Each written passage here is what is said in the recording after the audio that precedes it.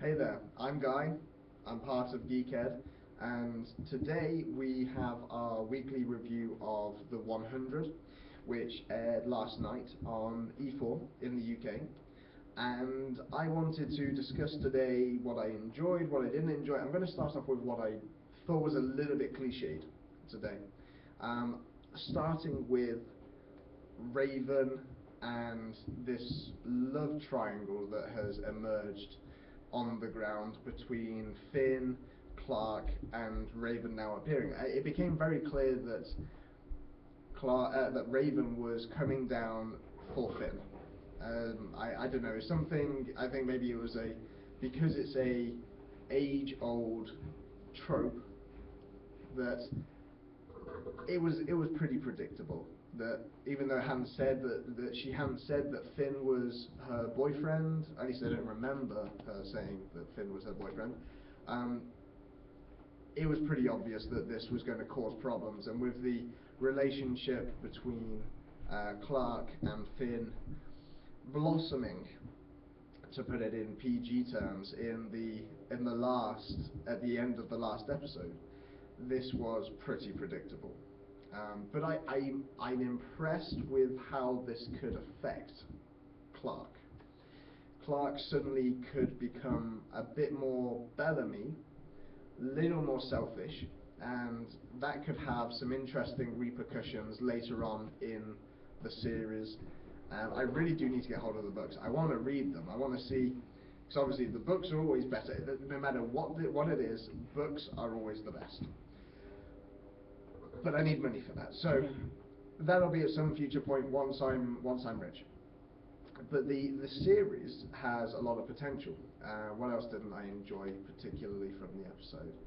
Um, Bellamy was acting a little bit too typical of Bellamy, going after the radio, throwing it in the river, and I understand why, and it's typical of his character to do this. This was not out of character. I just think I'm a little bit tired of Bellamy doing Bellamy things. It's time for him to have a bit of a character shake-up. Something needs to happen to him, and maybe the fact that, I'll come to this in a bit more detail, Octavia was captured, maybe this will help him be a catalyst for his change. But we're going to have to find out. But the main thing, I forgot about this completely. It seems like I've even forgotten his name. One sec. Let me just pick up his name. The Wells seems to be completely forgotten. And for Clark to have this lifelong friend, best friend, and then within an episode he's killed off, and it seems like he's completely forgotten about. And there may be more in the later in the series that maybe he's remembered or something comes back. But it seems to me that they've missed a potential. I don't really know what the word is. They've missed a lot of potential content by keeping Wells relatable to. Maybe if they did some kind of arc where Clark decides to go a bit off the rails, and it's Wells and her memories of Wells that bring her back. I think that would have been pretty cool.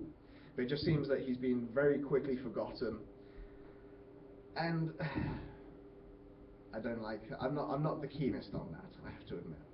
But there were some things that I really did enjoy about that episode. I really liked where the cull went to. So 300 people had to be chosen. The council were going to take a random part of the ark and fill it full of sleeping gas and then suck all the air out of it. And then Clark's mother decides to release her husband's tape, where he then informs the entire ark about the fact that they don't have enough life support, and there are things that are integral to the ark that are very behind. They're lacking, severely lacking.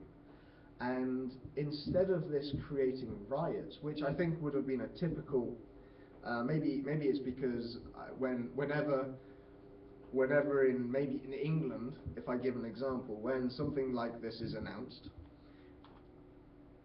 we tend to riot. There are, I'm not going to be too stereotypical, but there are perhaps a group of individuals that feel that this happens and suddenly they are entitled to cause violence, to riot, and to do whatever they want. And this then took a turn that really brought home how we don't have to respond to our instinctual responses. Instead of riots and plundering and destruction and mayhem, people volunteered to be sacrificed in order for their children, for their spouses, in order for their loved ones to continue. I thought the character, I don't think he's named, but the ginger-haired guy with the beard with the daughter that was blind in one eye because of neural damage due to lack of oxygen, and following him and his sacrifice was really touching. I thought that they did that very well, and showing him from the beginning where he visits the doctor all the way to his decision to sacrifice himself and going into the chamber.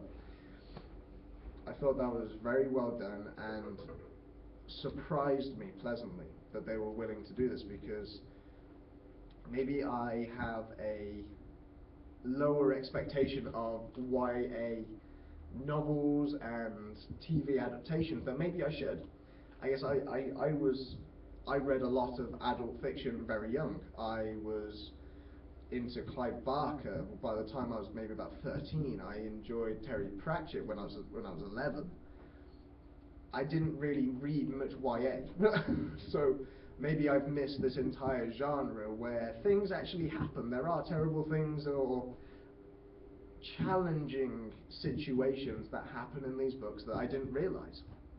I mean, the latest YA novel that I'm rereading is Garth Nix's Sabriel series, the Garth Nix Sabriel book, sorry. And while some interesting situations happen, I don't think there's particularly much in the way of challenging like what you get in adult fiction. But that's maybe I need to read more YA. If anyone can suggest some good YA that has some interesting and challenging situations, we'd love to hear about it. I'd love to read it and post a bit of a review on it. I think that's all I was going to say for this episode. We have a website, www.geekeducation.co.uk. You can find us on Facebook. We're on Twitter. We are constantly reviewing and blogging, so do check out our stuff. But from Guy, have a good day. This is Geeked.